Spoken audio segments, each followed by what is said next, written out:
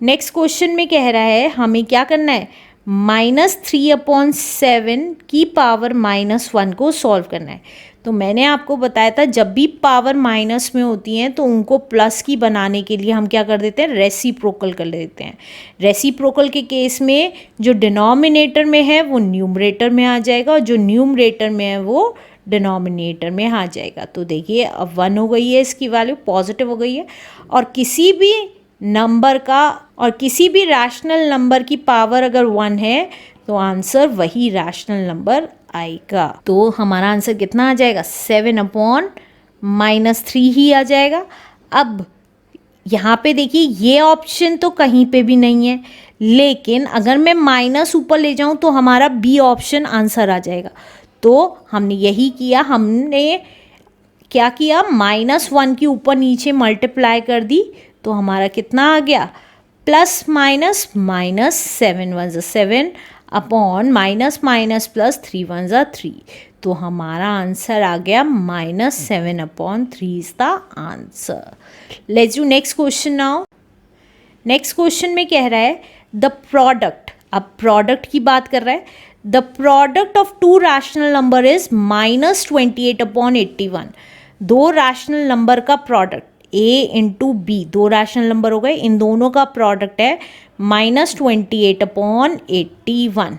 अब आगे क्या कह रहा है, if one of the number is 14/27, मान लीजिए b की वैल्यू दे रखी है 14/27, फाइंड द अदर वन। तो हमें a की वैल्यू निकालनी है। तो b की वैल्यू दे रखी है तो b की वैल्यू लिख देंगे, और a की वैल्यू नहीं दे रखी तो a को a ही लिख देंगे। तो b था हमारा 14/27 इक्वल्स टू -28/81। तो a कितना आ जाएगा, देखिए -28/81 एज इट इज़। अब क्योंकि ये यहाँ पे मल्टीप्लाई में ये वैल्यू वेरिएबल के साथ, तो उधर जाके क्या की हो जाएगी, डिवाइड की हो जाएगी। तो डिवाइड 14/27। तो a as it is -28/81 as it is. अब डिवाइड का क्या कर देंगे, मल्टीप्लाई। अब जब मल्टीप्लाई कर देते हैं डिवाइड का तो डिनोमिनेटर वाली वैल्यू न्यूमरेटर में आ जाती है और न्यूमरेटर वाली वैल्यू डिनोमिनेटर में आ जाती है। अब जो कैंसिल होगा उसको कैंसिल कर देंगे। 14 1 14, 14 2 28। अब 27 और 81 देखिए, 9 3 27, 9 9 81, 3 1 3, 3 3 9। तो a की वैल्यू कितनी आ गई, ऊपर की ऊपर मल्टीप्लाई, क्योंकि यहाँ माइनस था तो माइनस लिख देंगे, -2 1 2 अपॉन 3 1 3। तो कौन सा आंसर करेक्ट है, ए पार्ट आंसर आ गया हमारा। Let's do next question now. Next question में कह रहा है the product of 2 rational number is -16/35। 2 numbers का प्रोडक्ट -16/35 है। जैसे जैसे कह रहा है वैसे वैसे करते चले जाएंगे।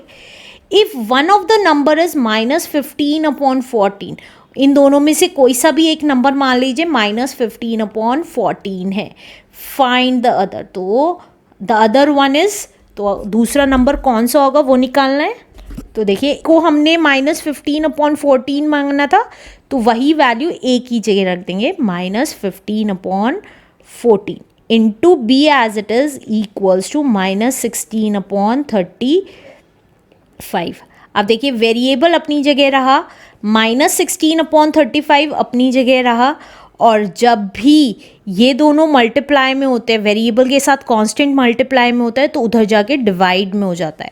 तो डिवाइड -15/14। अब इसको सॉल्व कर लेंगे तो देखिए b as it is -16/35 as it is. अब डिवाइड को हमने मल्टीप्लाई कर दिया, अब मल्टीप्लाई करते ही हमारा न्यूमरेटर डिनोमिनेटर में आ गया और डिनोमिनेटर न्यूमरेटर में आ गया। अब जो कैंसिल होता है उसको कैंसिल कर देंगे। देखिए माइनस माइनस साइन कैंसिल हो गए, 7 2 14 एंड 7 5 35, दैट्स इट, और कुछ नहीं कट रहा है। तो हम ऊपर की ऊपर नीचे की नीचे मल्टीप्लाई कर देंगे, तो b कितना आ जाएगा हमारा, 16 2 दोनों माइनस साइन कर चुके हैं तो अब प्लस की वैल्यू आएगी।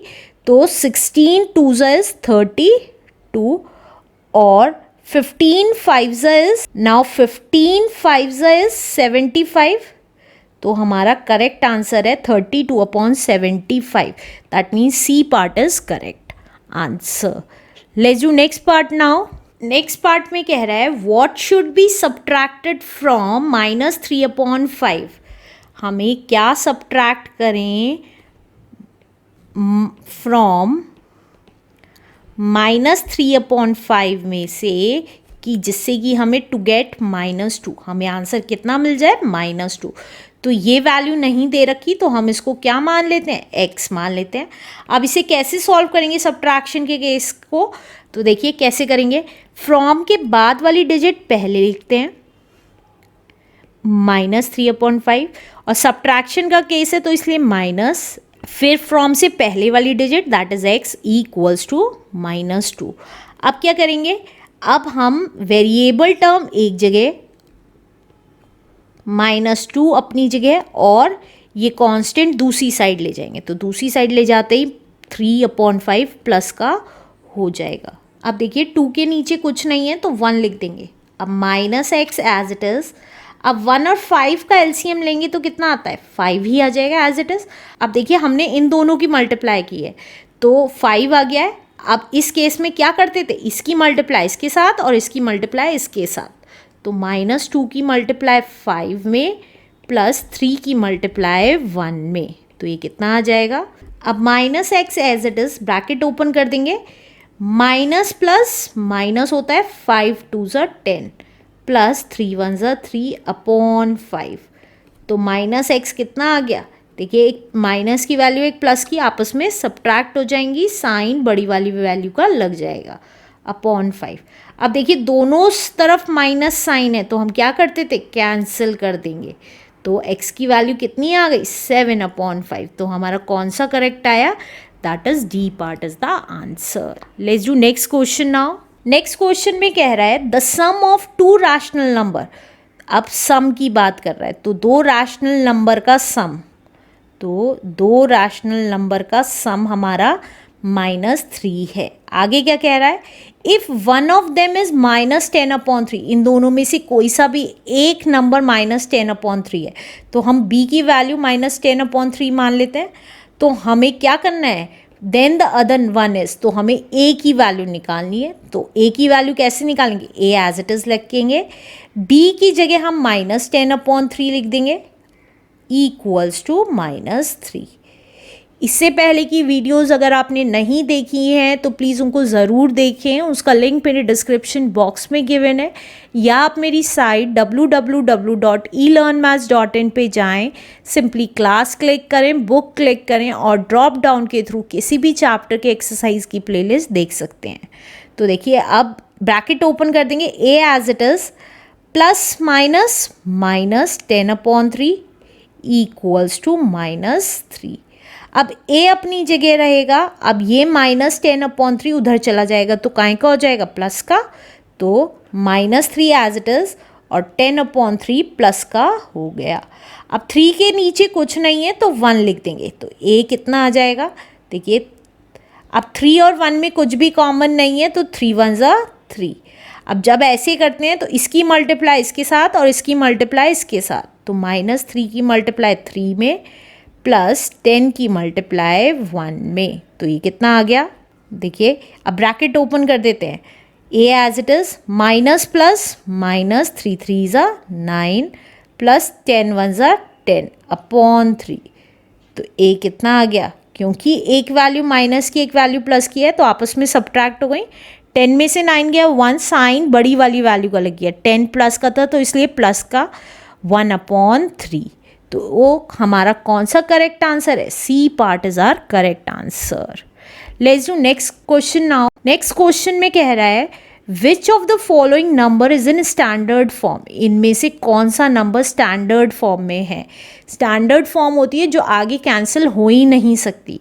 तो देखिए -12/26 देखें तो ये दोनों नंबर 2 से कैंसिल हो सकते हैं. 2 6 12 एंड 2 1 2 2 3 6. तो ये हमारी स्टैंडर्ड फॉर्म नहीं है.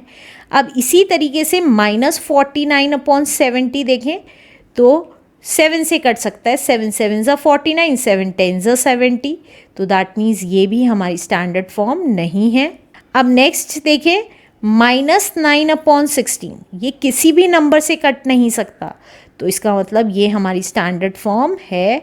और 28/105 देखें माइनस का, तो ये हमारा 7 से कट जाएगा। देखिए 7 4 ज़ा 28 एंड 7 1 ज़ा 7, 7 5 ज़ा 35, तो हमारा आंसर क्या आया है, -9/16, that is C part is the correct answer.